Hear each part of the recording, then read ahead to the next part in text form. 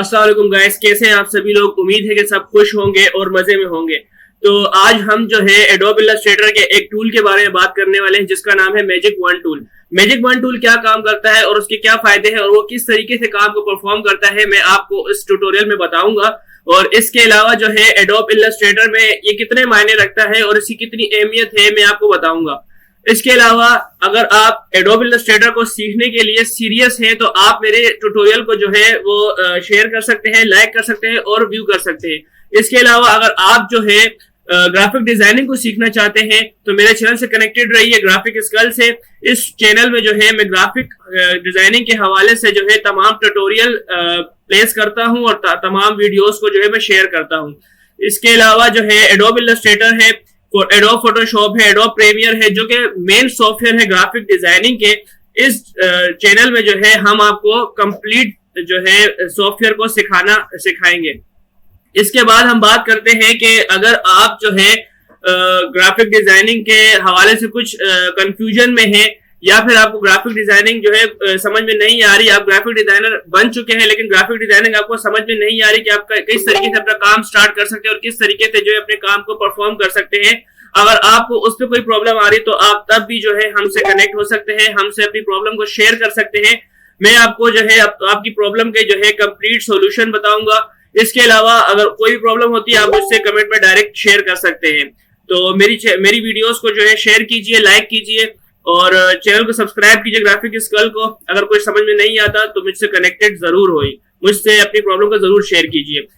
तो स्टार्ट करते हैं आज का ट्यूटोरियल। Let's go.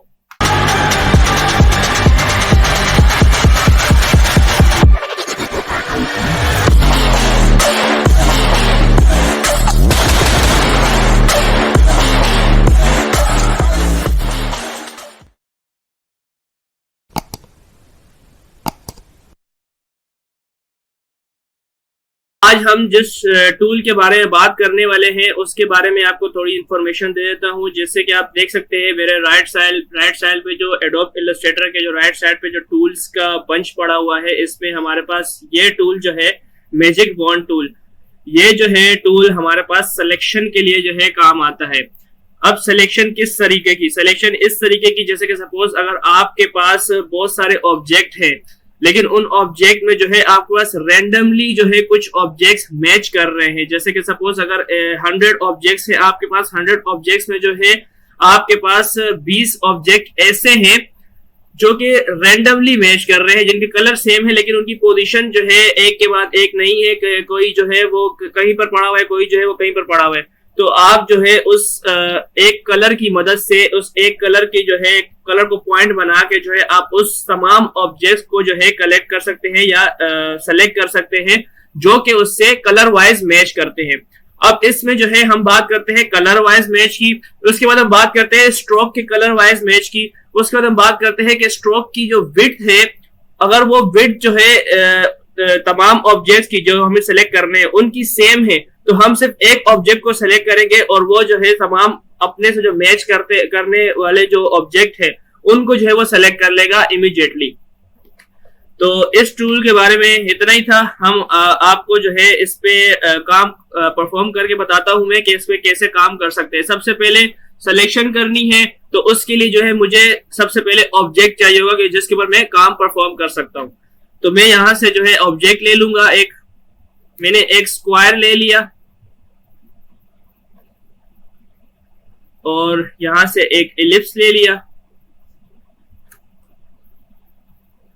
और डिफरेंट तरीके के आप जो है ऑब्जेक्ट्स इसमें जो है कर सकते हैं सेलेक्ट और इस पे काम कर सकते हैं। ये 4 ऑब्जेक्ट मैंने ले लिए। अब ये ऑब्जेक्ट काफी नहीं है तो इसलिए जो है मुझे इनको कॉपी करना पड़ेगा और एक से ज्यादा जो है इनकी कॉपीज बनानी पड़ेगी। तो यहां से जो है मैं इनको कॉपी कर देता हूं।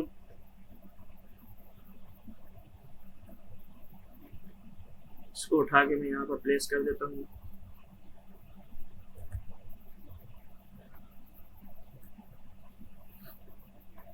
और यहां से जो है मैं इसकी कॉपी जनरेट कर देता हूं।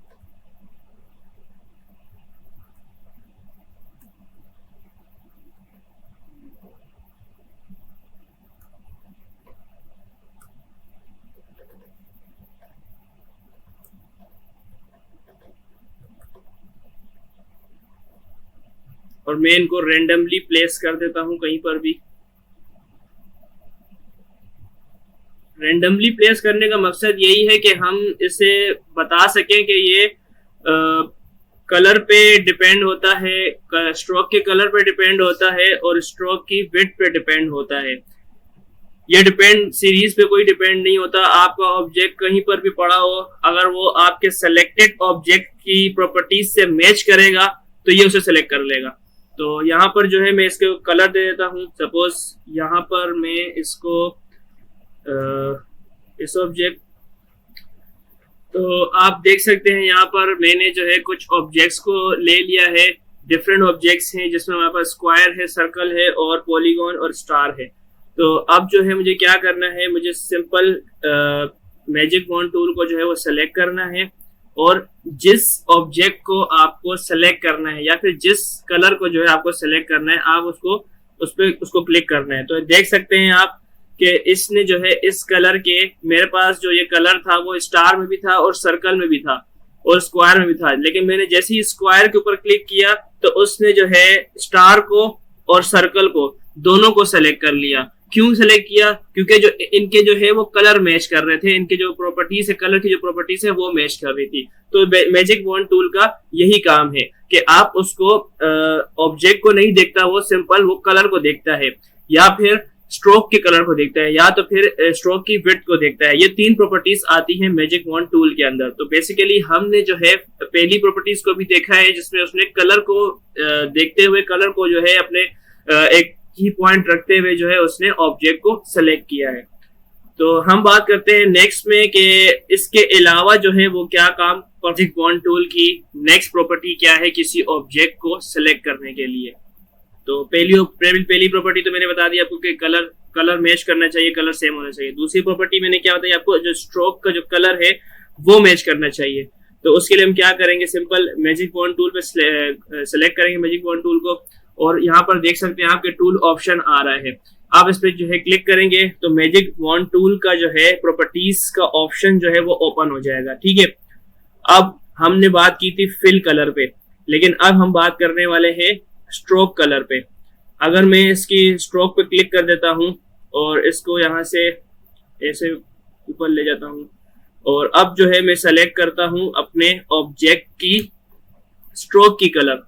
सबसे पहले तो मैं स्ट्रोक को थोड़ा बढ़ा देता हूं ताकि आपको नजर आए। मैं इसके स्ट्रोक को कर देता हूं 5 और इनके जो कलर है, स्ट्रोक के जो कलर है उनको मैं कर देता हूं येलो।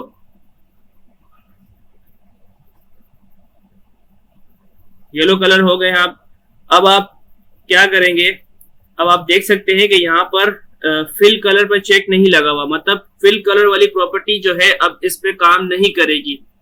कलर मैच करने वाली प्रॉपर्टी काम नहीं करेगी। इस पे चेक लगा हुआ है स्ट्रोक कलर का, तो अब जो है ये स्ट्रोक कलर पे काम करेगी। तो अगर मैं मैजिक वॉन्ड टूल को क्लिक करता हूं और यहां से जो है इसके स्ट्रोक पे जाके जो है मैं क्लिक करता हूं तो आप देख सकते हैं कि इसने स्ट्रोक वाइज जो है इसने ऑब्जेक्ट को सेलेक्ट किया है। तो ये प्रॉपर्टी भी इसकी मौजूद है। अब हम बात करते हैं कुछ दूसरे ऑब्जेक्ट पे जो है हम काम करते हैं। सपोज मैं ग्रीन पे जो है नेक्स्ट जो मेरा प्रॉपर्टी है मैजिक वॉन्ड टूल की वो क्या है, स्ट्रोक की विड्थ। अब मैं क्या करता हूं, इस ऑब्जेक्ट को और इस ऑब्जेक्ट की और इन दोनों ऑब्जेक्ट की जो है मैं विड्थ, स्ट्रोक की जो विड्थ है उसको मैं बढ़ा देता हूं, 10 पे ले जाता हूं और इनकी अब जो है इनकी स्ट्रोक की प्रॉपर्टीज पे जो है हम काम करते हैं। तो सबसे पहले मुझे अपने मैजिक वॉन्ड टूल की प्रॉपर्टी में जाके स्ट्रोक कलर के चेक को हटाना पड़ेगा। ये मैंने हटा दिया। अब मैं क्या करूंगा, स्ट्रोक वेट यानी कि स्ट्रोक वेट को ही कहते हैं हम। तो इसको मैंने चेक किया और यहाँ पर आप टॉलरेंस जो है वो 0 रख सकते हैं, मैंने 5 रखा है, आप कुछ भी रख सकते हैं। बेसिकली टॉलरेंस जो है वो 10 से नीचे ही होना चाहिए, तभी जो है आपका टूल जो है वो बेस्ट वर्क करता है। तो इससे मैंने स्ट्रोक वेट पे टॉलरेंस 5 पे रख दिया। अब मैं सेलेक्ट करता हूं, मैजिक वॉन्ड टूल को सिलेक्ट किया हुआ है मैंने और मैं जो है इस ऑब्जेक्ट के स्ट्रोक पे जो है क्लिक करता हूं तो आप देख सकते हैं कि इसने जो है उसको सेलेक्ट कर लिया। अब इसने सेलेक्ट क्यों किया, दूसरे ऑब्जेक्ट को सेलेक्ट इसने क्यों किया, येलो वाले को और ऑरेंज वाले को इसे सेलेक्ट क्यों किया, क्योंकि उनकी विड्थ भी जो है हमने बढ़ाई हुई थी। उनकी जो स्ट्रोक की विड्थ है वो हमने बढ़ाई हुई थी। अगर मैं यहाँ पर जाके उनकी विड्थ को जो है वो कम कर देता हूँ मिसाल के तौर पे इनकी विड्थ को जो है मैं 1 कर देता हूं दोबारा, ठीक है। और अब जो है मैं मैजिक बॉन्ड टूल का इस्तेमाल करता हूं प्रॉपर्टी चेक करने के बाद। अब जो है मैं मैजिक बॉन्ड टूल का इस्तेमाल करता हूं, तो आप देख सकते हैं कि अब जो है वो उन्हीं ऑब्जेक्ट को सेलेक्ट करेगा जिनकी स्ट्रोक की विड्थ बड़ी है। बेसिकली जो स्ट्रोक की जो साइज होती है, यानी जो स्ट्रोक का जो लिमिट होती है वो 1 से लेकर 100 तक होती है या फिर उससे भी ज्यादा होती है, आप उस पर कर सकते हैं। लेकिन 1 जो है वो by default adobe Illustrator stroke की विड्थ रखता है। तो अब अगर हम 1 से 2 भी करते हैं ना, तो उसकी स्ट्रोक की विड्थ में जो है हमने कुछ चेंजेस की है, तो इस वजह से जो है ना वो उसको क्या करता है, नोटिस करता है। तो इसलिए जो है ना मेरे ऑब्जेक्ट को पहले उसने सेलेक्ट कर लिया था, क्योंकि मैंने उन ऑब्जेक्ट की स्ट्रोक की विड्थ भी जो है बढ़ाई थी, इस वजह से जो है ना उसने उसको भी सेलेक्ट कर लिया। तो अगर आपको स्ट्रोक पे काम करना है तो आपको स्ट्रोक को जो है ना देखना पड़ेगा। जैसे सपोज अगर आपको 100 ऑब्जेक्ट है, 100 ऑब्जेक्ट में से आपके 10 ऑब्जेक्ट ऐसे हैं जिनकी स्ट्रोक जो है वो 10 पॉइंट है, यानी कि 10 पीटी है, तो आप उन्हीं ऑब्जेक्ट को सेलेक्ट करेंगे। जाहिर सी बात है, अगर आपके पास 20 ऑब्जेक्ट है जिनकी जो स्ट्रोक है वो बाकी 80 ऑब्जेक्ट से जो है वो डिफरेंट है, तो आप 20 को जो है ना सेलेक्ट करेंगे। तो यही वजह होती है कि अगर हम एडोब इलस्ट्रेटर में जो बाय डिफॉल्ट स्ट्रोक जो है वो 1 होती है, अगर हम उसमें से 1.5 या 1.1 भी कर देंगे तो उसमें जो है वो चेंज आ जाता है। तो एडोब इलस्ट्रेटर जो है उसको वो नोटिस कर लेता है। तो एडोब इलस्ट्रेटर में जो है कोई भी ऐसा टूल हो जो कि स्ट्रोक पे वर्क कर रहा हो, तो वो जो है उस ऑब्जेक्ट को नोटिस कर लेता है। तो इन छोटी छोटी चीजों का आपको ख्याल रखना चाहिए और इनको जो है ना देखना चाहिए, समझना चाहिए कि स्ट्रोक का क्या काम है और फिल का क्या काम है, उन सब चीजों का क्या काम है। बेसिकली इस ट्यूटोरियल में तो अगर आपको कोई क्वेश्चन हो या फिर इस ट्यूटोरियल में या इस टूल के बारे में कोई क्वेश्चन हो आपके हवाले से, तो आप मुझसे कमेंट सेक्शन में पूछ सकते हैं। और वीडियो को सब्सक्राइब कीजिए, वीडियो को लाइक कीजिएगा, शेयर कीजिएगा और चैनल को सब्सक्राइब कीजिएगा ग्राफिक स्कल को। और अपना ख्याल रखिएगा। Thank you. Allah Hafiz.